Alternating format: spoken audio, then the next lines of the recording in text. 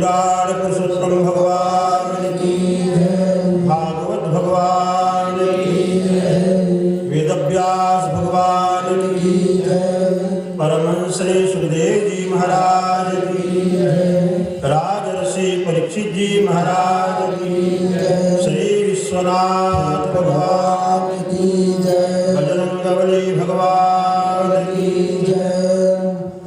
परम आदरणीय विद्वज्जन तथा के रसिक वर्ग, भक्त मंडली, श्रोता समाज तथा ममतामयी, करुणामयी, श्रद्धामयी, वात्सल्यमयी मेरी माताओं, आइए मन से, वचन से, कर्म से परात्पर पुनर्ब्रह्म परमपिता परमात्मा जगदाधार जगदीश जगन्नाथ लक्ष्मीपति वैकुंठपति चराचरपति भगवान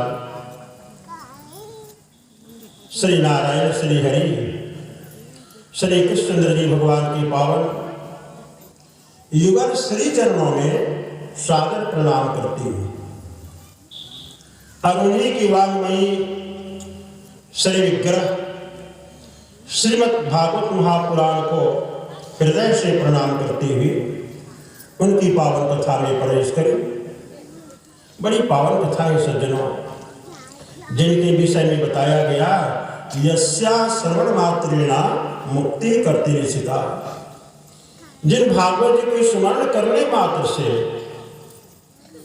जो व्यक्ति चाहता है, जिस जो मनोकामना करता है, वही पूरा हो जाता है, वही पूर्ण हो जाता है। और हरि चित्तम समाश्रय, ध्यान दीजिए, जिन भागवत जी को स्मरण करते हुए जब आप कथा सुनने के लिए आते हैं, बड़े भाग्यवान है आप लोग, बहुत भाग्यवान है। जब कोई कथा सुनने के लिए आता है भागवत जी की श्रद्धा लेकर के अपने साथ में, तो याद रखिए हरि चित्तम समाश्रय, भगवान श्री हरि उसके चित्त में, आत्मा में आकर के बैठ जाते हैं। उसका हृदय एक मंदिर बन जाता है, उसका हृदय एक वैकुंठ हो जाता है। बताइए कितना बड़ा लाभ है, बहुत भाग्य है आप लोगों का, बड़े सौभाग्य से कथा प्राप्त होती है। और आप सब लोग बड़े सौभाग्यवान हैं जो पावन कथा सुनने के लिए पधारे हुए हैं। आप सबका स्वागत है। आइए कथा प्रसंग में चले।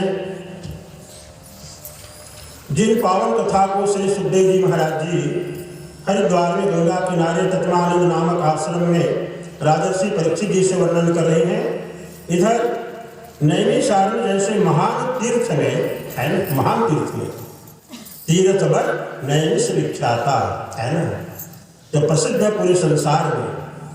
नैमिषारण्य महान तीर्थ है। उस महान तीर्थ में उग्र श्रवा नाम के पौराणिक सूर्य महाराज जी इन कथा की वर्णन को कर रहे हैं। कथा आती है, राजर्षि परीक्षित जी भगवान श्री सुखदेव जी के चरणों में प्रणाम करती हैं और हाथ जोड़ करके बोले कि हे देव, अभी अभी आपने जो नरक लोक का वर्णन किया, नरक लोक का वर्णन किया, वहाँ के दुखों का वर्णन किया, बड़ा दुख लगा महाराज, मेरे हृदय दुख से भर गया है। इतना दुख मिलता है नरक में जाकर। तो प्रभु आप कृपा करके ये बताइए, उस नरक से बचने का, छूटने का, बचने का क्या कोई उपाय है? बहुत ध्यान से सुनेंगे इस बात को। भगवान सुखदेव जी ने कहा कि हाँ राजन, एक नहीं हजारों उपाय, हजारों उपाय है। कौन सी उपाय? बोले कि तपसा ब्रह्मचर्येण समेन च दमेन च त्यागेन सत्य शौचाभ्याम यमेन नियमेन च। तपस्या के द्वारा, ब्रह्मचर्य के द्वारा, संयम नियम के द्वारा, त्याग के द्वारा, सत्य वचन के द्वारा, पवित्रता के द्वारा, यम नियम के द्वारा, तीर्थ स्नान के द्वारा, इत्यादि कर्म के द्वारा, व्रत के द्वारा, व्रत माने उपवास है ना, व्रत के द्वारा भी, और संत महात्माओं की, गुरु ब्राह्मणों की सेवा के द्वारा, जान दीजिए, इनके सेवा के द्वारा भी व्यक्ति नरक से बच सकता है, उसको जाना नहीं पड़ेगा। बहुत सारी दवाइयाँ हैं। जैसे आप देखते हैं यहाँ किसी को कोई रोग बीमारी लग जाती है तो एक नहीं कितने प्रकार की दवाइयाँ होती हैं उसके लिए। एक ही बीमारी की कितनी दवाइयाँ होती हैं, खाने की, पीने की, लगाने की, सूंघने की, है ना, आदि हजारों दवाइयाँ होती हैं। उसी प्रकार से नरक से बचने के लिए भी हजारों उपाय हैं हमारे पास में। एक दो नहीं, हजारों उपाय हैं। इन उपाय के यदि व्यक्ति करे और ऐसा यदि करता है कोई तो नरक जाने से बच जाता है, नरक जाना नहीं पड़ता। लेकिन एक बात है राजन, जो पहले पिछले समय आज से पहले तक है ना, या आज तक जो अपराध हुआ, जो अन्याय हुआ, जो अधर्म हुआ, जो पाप हुआ हमारे द्वारा, हो गया तो हो गया हो। लेकिन अब हम प्रतिज्ञा कर लें, कसम खा लें कि आगे चल करके हम कान पकड़ते प्रतिज्ञा करते हैं कि अब दोबारा ये अपराध कभी नहीं करेंगे, ये पाप नहीं करेंगे, या अधर्म नहीं करेंगे। ये संकल्प तो लेना पड़ेगा। और जब कोई संकल्प लेगा तभी उस नरक से बच सकता है, दोबारा गलती ना करें। अन्यथा वही होगा जैसे मैंने बताया आपको, हाथी बड़ा गंदा हो गया था, महावत ने सोचा चलो इसको अच्छा से धो दूं, लेकर के खूब धोया, घंटों धोया, उसको घिस घिस करके धोया। धोने के बाद में हाथी को बाहर किया और सोचा कि मैं भी अभी स्नान करूं, है ना। वो खुद ही स्नान के लिए गया। स्नान करते करते लौट के देखा हाथी की ओर, तो देखता है वो कि हाथी अपने शून्य में धूल भर भर के ना अपने शरीर पर डाल रहा है। महावत तो माथा चौंक गया, अरे राम राम, गया मेरा पानी में डूब गया। इतना घिस घिस करके धोने का क्या मतलब, ये तो फिर धूल डालने लग गया शरीर में, फिर मैला होने लग गया। यथा कुंजर शौचवत है, या दिया प्रमाण में मन में कुंजर शौचवत। जैसे हाथी को धोने की देरी है, लेकिन मैला चढ़ाने में उसको कोई देरी नहीं है। कथा खूब सुने, जानकारी खूब मिल गई, लेकिन मानना नहीं है, वही गलती फिर दोहराना है, तब तो जाना ही है नरक, फिर कोई बचाने वाला भी नहीं है। परीक्षित ने एक प्रश्न और किया कि महाराज जी, मान लो कोई व्यक्ति पाप करता हुआ पूरा जिंदगी उसकी बीत गई, जीवन बीत गया, और उसके मरने का समय आ गया है, अब वो मरने वाला है, अब वो कुछ कर्म धर्म करने के लायक नहीं है, केवल मरने वाला है। तो ऐसी परिस्थिति में उस मरने वाले व्यक्ति को क्या करना चाहिए जिससे उसे नरक जाना ना पड़े? भगवान सुखदेव जी ने कहा, राजन इसका भी उपाय है, और बहुत सरल उपाय है, बहुत सरल सस्ता उपाय है। क्या उपाय? सकृन्मना कृष्ण पदारविंदयोः निवेशितं तद्गुणरागेरि न तेयमं पाशवृतस्तद्भटान् स्वप्ने पश्यन्ति चिरनिष्कृताः। यदि व्यक्ति उस समय एक बार, सिर्फ एक बार भगवान का स्मरण कर ले, भगवान को स्मरण कर ले, अब कोई भी नाम भगवान के है ना, इनके तो अनेक नाम हैं, जो भी समय स्मरण में नाम आ जाए, जो भी नाम याद आ जाए, उसी नाम को लेकर एक बार भगवान की पुकार करो, एक बार भगवान के नाम ले ले, और उसके बाद वो मर जाता है। ये जवाबदारी भगवान की है, ये जवाबदारी अब भगवान की बन गई है। अब उसको लेने के लिए हम दूत या यमराज नहीं आएंगे, याद रखिए। उसको लेने के लिए स्वयं भगवान के पार्षद आएंगे और उसे उठा करके सीधे वैकुंठ ले जाएंगे, नरक में जाना नहीं पड़ेगा उसको। सिर्फ एक बार भगवान का नाम ले दो मरते समय। सुखदेव जी ने पूछा, परीक्षित जी ने पूछा कि महाराज क्या ऐसा कोई आपके पुराण में, भागवत जी में कोई कथा है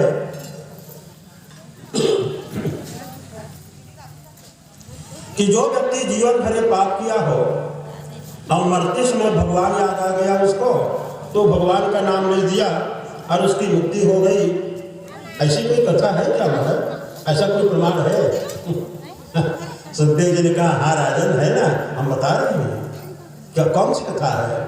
कान्य कुब्जे कश्चित दासीपति अजामिल नामना अनुसुदाचारो दास्या संसर्ग दूषित।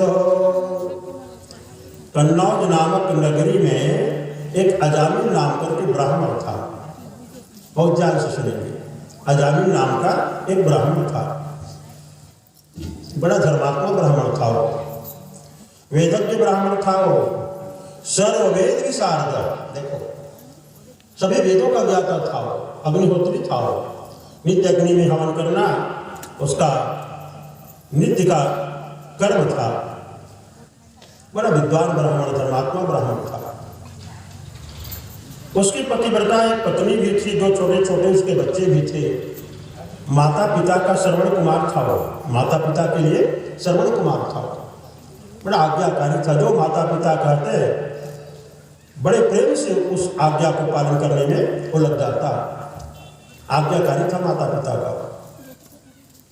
लेकिन भैया याद रखो, बनाने में जीवन भर लग जाता है, बनने के लिए बिगड़ने में कोई समय नहीं लगता है।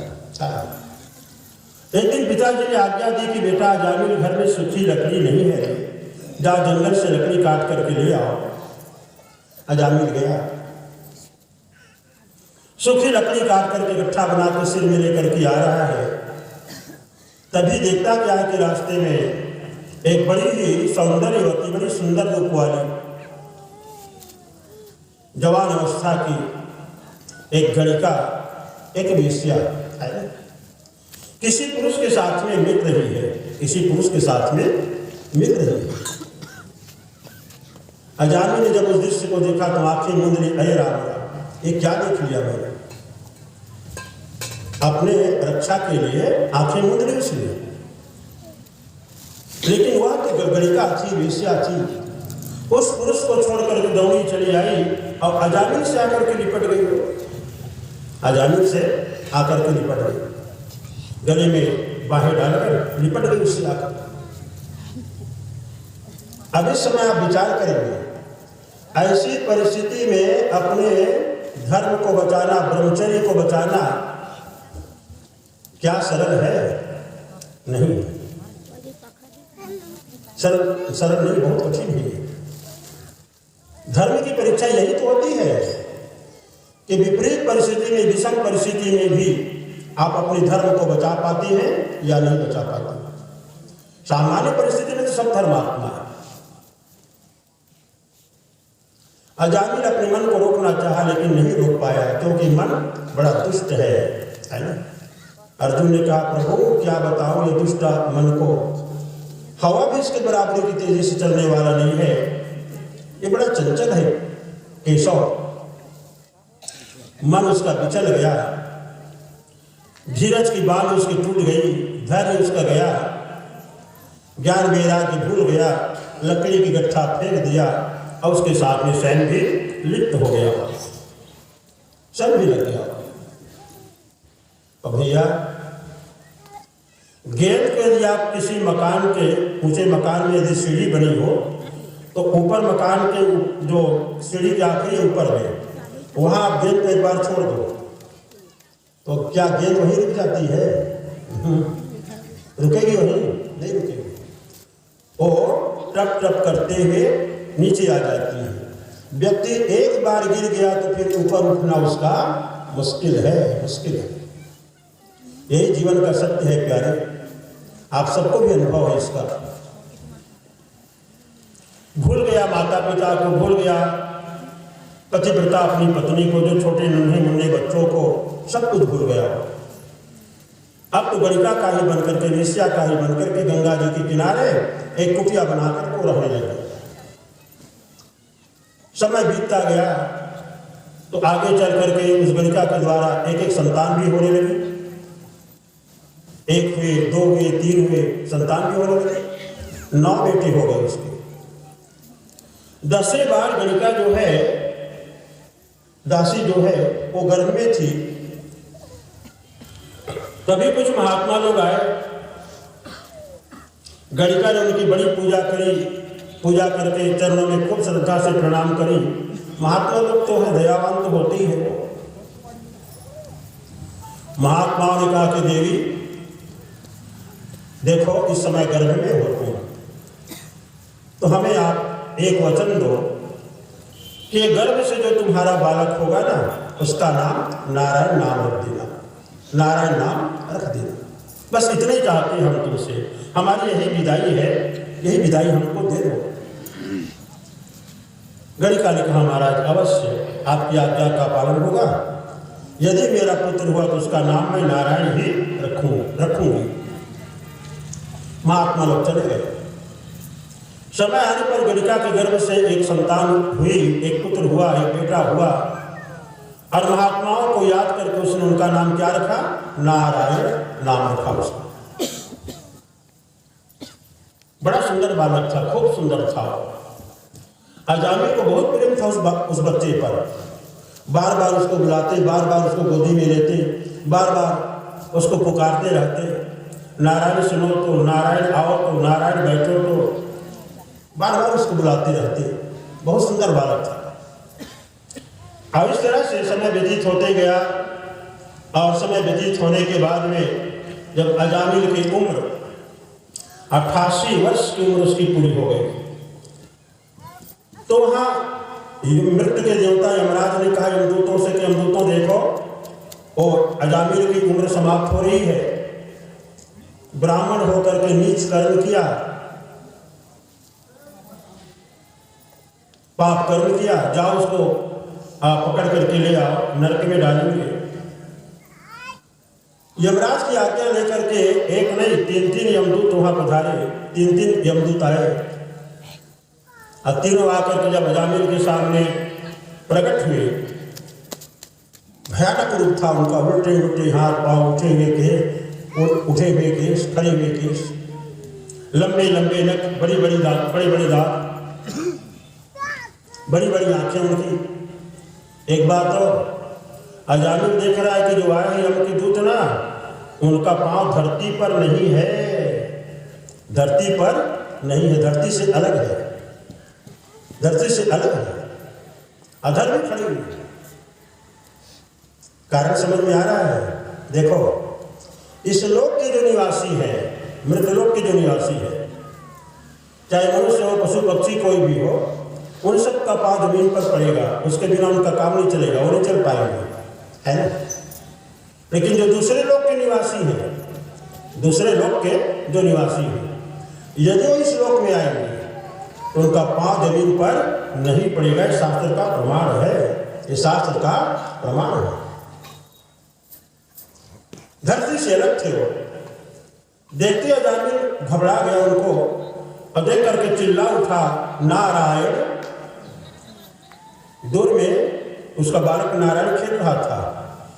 दूरे कृष्ण का सप्तम, दूर में बालक खेल रहा था, उसको रोक करके बोले ओ नारायण। तो खेलने वाले बच्चे नारायण ने तो कुछ नहीं कर पाया।